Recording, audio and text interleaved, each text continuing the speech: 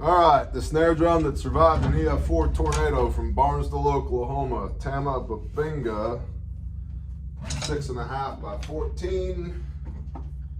Brand new Evans Genera head on it. I wish you could hear it mic'd up.